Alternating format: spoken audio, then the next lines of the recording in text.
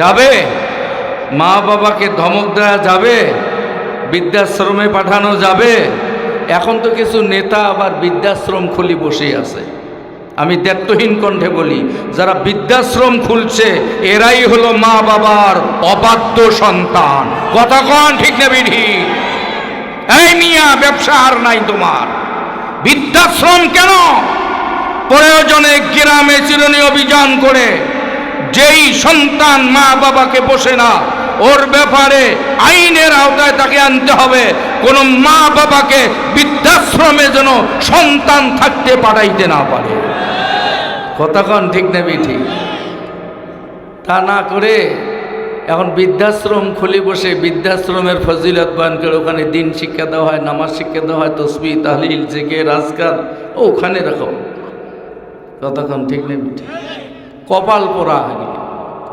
শ্বশুরের বাড়িতে জায়গা হয়, রাত্রে থাকার খাট হয়, কম্বল হয়, গদি হয়, নতুন বেডশিট হয়, আর বৃদ্ধ মা বাবার জন্য থাকার খাট হয় না, কম্বল হয় না।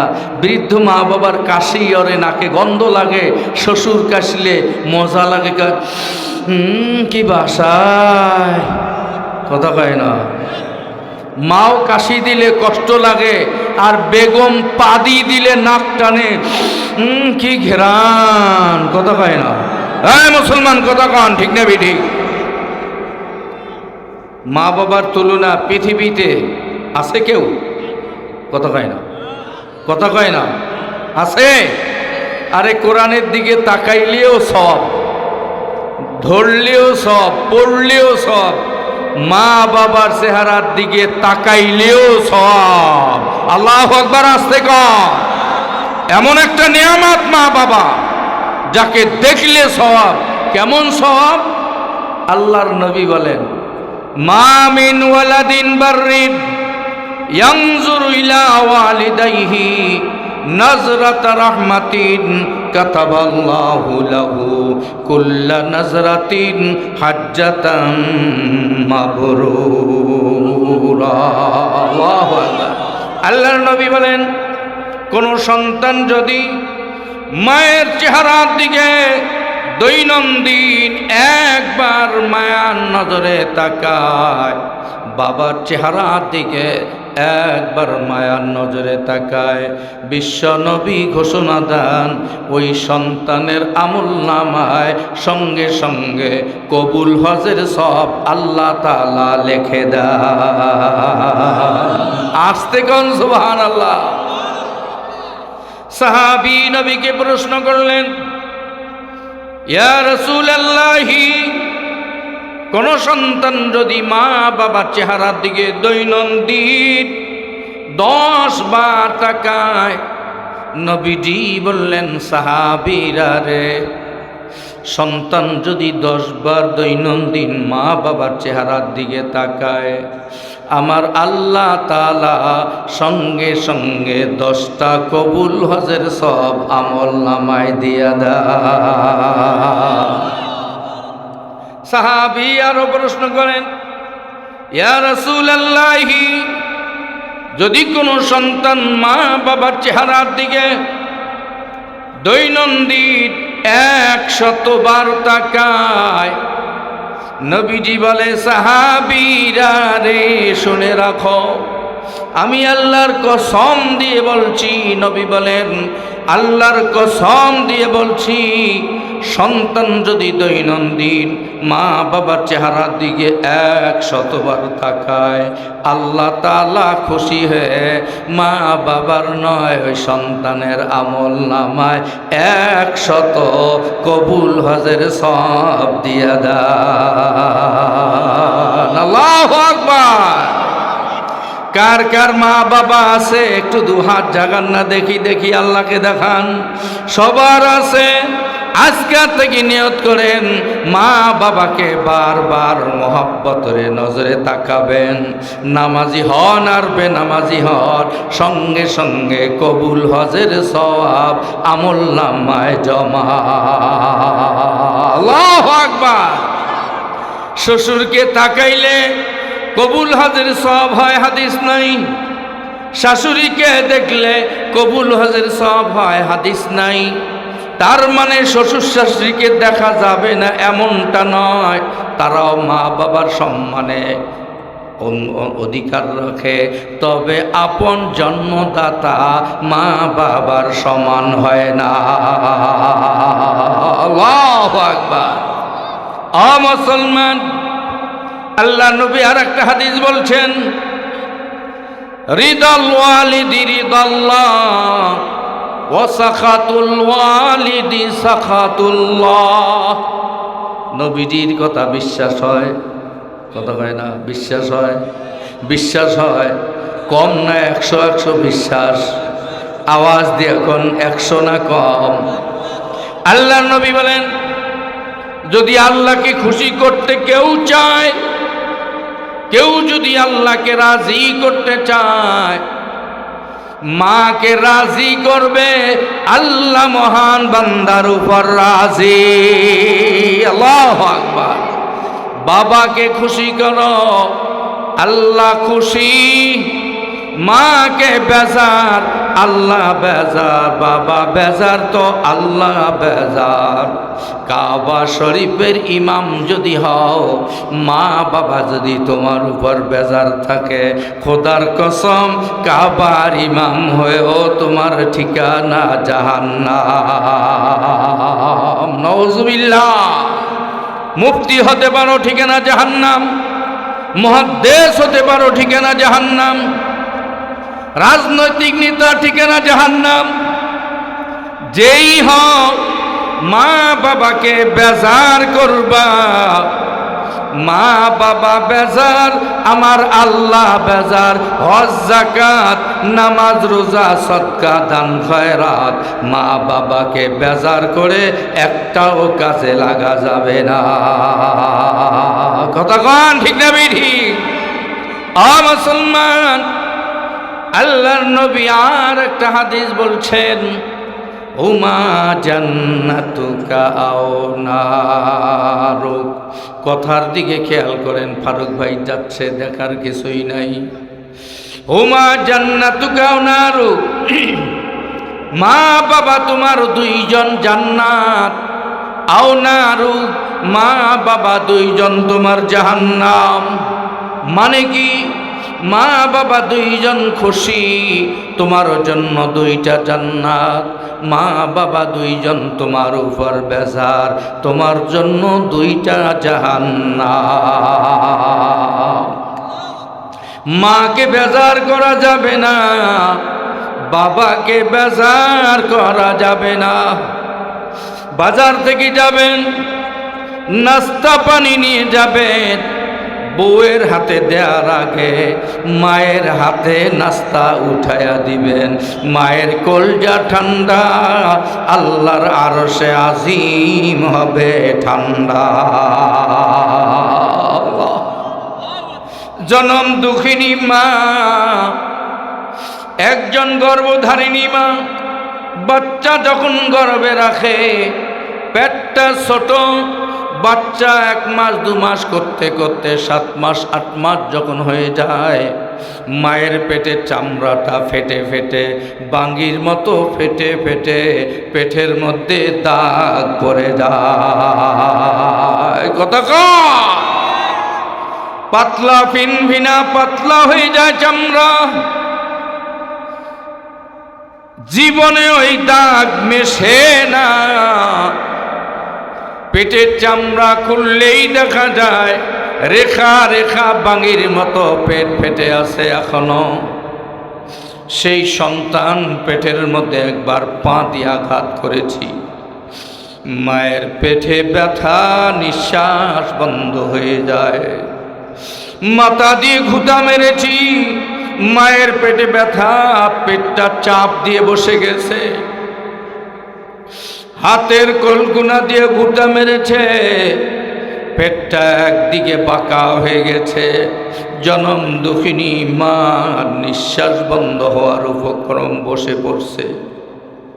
পেটের বাচ্চার ওজনে খাইতে পারে না, ঘুমাইতে পারে না, শুইতে পারে না। চিত হয়ে সইতে পারে না, কাত হয়ে সইতে পারে না, অবুর হয়ে সইতে পারে না। এই শোতে এই ওঠে, এই শোতে এই ওঠে। ওরে সন্তানরা, মায়ের গর্ভে গর্ভধারণ করা অবস্থার হালত যদি মনে রাখো, খোদার কসম কোন সন্তান দ্বারা মা কষ্ট পাবে না। দুঃখ হলো সত্য ভাইরে আমার, পর্দার অন্তরালের মায়ের আমার, আজকে সেই মা স্ত্রীর কান মন্ত্র পেয়ে বেঠা স্ত্রীর কথায় উঠবস করে, মায়ের সঙ্গে ব্যবহার খারাপ করে, কথায় ব্যবহার খারাপ, আচরণে ব্যবহার খারাপ করে। না না না, স্ত্রীর মর্যাদা স্ত্রীর অনুভব যোগ্যতা অনুযায়ী দিতে হবে। মায়ের মর্যাদা পৃথিবীর সব কিছুর উপরে হয়। আল্লাহু আকবার। স্ত্রীর মর্যাদা দিবেন বাধা নাই, কিন্তু মায়ের সঙ্গে স্ত্রীর তুলনা করা জায়েজ না। মায়ের খাওয়া স্ত্রীর খাওয়া এক হবে না, মায়ের পড়া স্ত্রীর পড়া এক হবে না। স্ত্রীর যোগ্যতা অনুযায়ী যদি 3000 টাকার শাড়ি দিতে হয় আমি দিতে রাজি, কিন্তু আমার মা পৃথিবীর শ্রেষ্ঠ সম্পদ। আমি বুড়া হয়ে গেল, বৃদ্ধা বয়সে মায়ের শাড়িটা আমি 3500 টাকার কিনবো, এটা মা আমার কাছে পাও না। কতক্ষণ সর্বদিক থেকে মা আমার উপরে। তোমার ভাগ তোমাকে বুঝাই দিয়েছি, আমার মায়ের ভাগ আমার মায়ের জন্য আলাদা। কথা কয় না। বর্তমান সমাজের মায়েরা বউরা শাশুড়ির কাপড়টা যদি একটু দামি হয়, স্বামীকে গিয়া ফুসলানো আরম্ভ করে, পুশিং করতে আরম্ভ করে। বুড়াতি বয়সে কি শুরু করছো তুমি? আমার কাপড়ের দাম 1200, তোমার মায়ের কাপড়ের দাম 2000, এটা কি শুরু করছো? বুড়াতি বয়সে এত দামি কাপড়ের কি প্রয়োজন? 250-300 টাকার শাড়ি হলেই তো চলে। কথা কয় না। না না না, তুমি যেই দিন ছোট ছিলা বাবার শরীরে ভালো কাপড় পরে নাই, মা ভালো কাপড় পরে নাই, মা বাবা কষ্ট করে সুন্দর পোশাক সন্তানের গায়ে পরায়া দিয়া, বাবা স্ত্রীকে বলে, স্ত্রী স্বামীকে বলে, দেখো তোমার সন্তানটার আজকে পোশাক পরায় দিলাম, মনে হয় নায়ক নায়ক দেখাচ্ছে। কথা বলেন ঠিক না বেঠিক? সন্তানের পোশাক ভালো, মা বাবা মহা খুশি। তোমাকে তো এত আদর করেছে, নিজে না খেয়ে তোমাকে খাওয়াইছে, নিজে না পরে সুন্দর পোশাকটা সন্তানকে পরাইছে, নিজের সিরা স্যান্ডেল তোমাকে দামি স্যান্ডেল পরাইছে। আজকে তোমার মা বাবা অসুস্থ, বৃদ্ধ বৃদ্ধা, আজকে তুমিও মা বাবার মনটাকে জয় করার জন্য আনো না সুন্দর সুন্দর পোশাক। আল্লাহু আকবার। সুন্দর বাবার পোশাকটা পরাইয়ে দাও, দিয়ে স্ত্রী সহ আনন্দ করো। দেখো তো আজকে বাবাকে নায়ক নায়ক দেখা যায়, বৃদ্ধ মনে হয় না। আল্লাহু আকবার। এ মুসলমান, বাবা অমূল্য সম্পদ, মা অমূল্য সম্পদ। আল্লাহর বান্দা, সেই মা বাবাকে কষ্ট দেয়া যাবে না। আমার আল্লাহর ফরমান, ওয়ালা তাকুল লাহুমা উফফিন ওয়ালা তানহারহুমা ওয়া কুল লাহুমা কাওলান কারীমা। আল্লাহু আকবার। আল্লাহ বলে, খবরদার ধমক দিও না, এমন ভাষা প্রয়োগ করো না যেই ভাষায় মা আহ উহ শব্দ করে। এমন কি বলে, বেটারে তুমি ছেলে হয়ে আমাকে এত বড় কথা বললা, দুঃখ দিয়ে কথা বললা, এমন শব্দ যদি ব্যবহার করো তোমার জন্য জান্নাত হারাম, জাহান্নাম ওয়াজিব হয়ে যায়। নাউজুবিল্লাহ। আর এমন ভাষা ব্যবহার করো, মা খুশি, তোমার জন্য জান্নাত বরাদ্দ। ও মুসলমান, আজকে সেই কৃষ্টি কালচারগুলি নাই। তার কারণ হলো আমরা কোরআন থেকে দূরে সরে আছি, কোরআন অধ্যয়ন করি না। কোরআন মানার স্লোগান আছে, তেলাওয়াত করার স্লোগান, তারাবিতে খতম করার স্লোগান, বাবা মারা গেলে এক খতম, মা মারা গেলে এক খতম। কোরআনের ভিতরের বাকি বিধানগুলি শুনলে অনেক মুসলমানের মাথা হয় গরম। কথা কয়, অনেক মুসলমানের মাথা গরম হয়। মুসলমানের দাবি আছে, কোরআন মানার দাবি আছে, কোরআনের ভিতরের সব কথা মানতে রাজি না। কথা কয় না মুসলমান। আমার আল্লাহ সেই কথাটা বলেন, আফাতুমিনুনা বিবাযিল কিতাবি ওয়া তাকফুরুনা বিবায। আল্লাহু আকবার। হে মুহাম্মদ সাল্লাল্লাহু আলাইহি ওয়াসাল্লাম, বিশ্বের মানুষকে জানিয়ে দাও, এমন কিছু মানুষ হবে যারা কোরআনের কিছু কিছু কথা মানবে আর কিছু কথার বিরোধিতা চালায়। আল্লাহু আকবার। কথা ঠিক না বেঠিক? আল্লাহর কথা মিথ্যা না। যদি কোরআনের প্রত্যেকটা আয়াতের উপর আলোচনা শুরু হয়, অনেক মুসলমান নামধারীর হেড অফিস গরম হয়ে যায়। মৌলবীরা থাকবে মাদ্রাসা মসজিদ নিয়ে, মৌলবীরা ময়দানে লাফায় কেন? কথা কয় না। তখন মৌলবীকে বলে রাজাকার, মৌলবীকে বলে জঙ্গি, মৌলবীকে বলে মৌলবাদ। আমি দায়িত্বহীন কণ্ঠে বলি, ভাষা চেঞ্জ করো রাজনীতিবিদরা। মৌলবাদ, আলেমকে মৌলবাদ বলি গালি দিও না। আলেমকে আর কোরআনওয়ালাকে রাজাকার বলার চেষ্টা করিও না। ধর্ম ব্যবসায়ী বলার চেষ্টা করিও না। যদি তোমাদের এই লাগামহীন বক্তব্য চলতে থাকে, আগামী দিনে জবানে ঠেপ লাগায়া দিবে ওলামায়ে কেরাম। কথা কই না? টেপ লাগবে, জবানে টেপ। সাবধান হয়ে যাও। কোরআনের কথা যদি বিশ্বাস করো, কোরআনকে যদি বিশ্বাস করো, তাহলে কোরআনের সব কথা মানতে হবে। মৌলবাদী টেক লাগাইয়া গালি দিবে না। সাবধান হয়ে যাও। অতীতের ইতিহাস মনে রাখো, বর্তমান চলার পথ খুঁজে নাও, না হলে কিন্তু পালাবার রাস্তাও বন্ধ। কোরআনের কথা বলতে গিয়ে আমাকে রাত 3টায় দোলা দিয়ে জনগণ পার করে আমাকে বাড়ি পাঠাই দিয়েছে। তারা নাকি আক্রমণ করবে, ধরবে।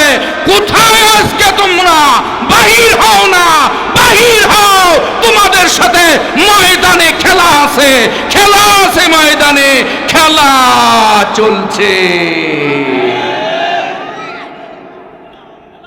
না, খেলা হবে। কষ্ট পাইলেন? আরে জেহাদি যে গজব গজব গজব, যেই টাইমে লাগাম ধরে উলামায়ে কেরামের, আমার আওয়াজ আমি দুর্বল করি নেই। এই দেহে 5টা বুলেট খাওয়া দেহ, এটা বাতিলের কাছে মাথা নত করে কথা হবে না। বাতিলকে মাথা নত করে কথা বলা হবে না। সে যেই হও না কেন, কথা বলেন না কেন, ঠিক না বেঠিক? রক্ত দিয়েছি, আরো দেব, দিতে থাকবো। রক্তের বন্যায় জালেম শাহী বিদায় নিতে বাধ্য। কথা কয় না, কথা কয় না। বক্তে নসরের দাপট কম ছিল না। ইউরিদুনা লিয়ুতফিউ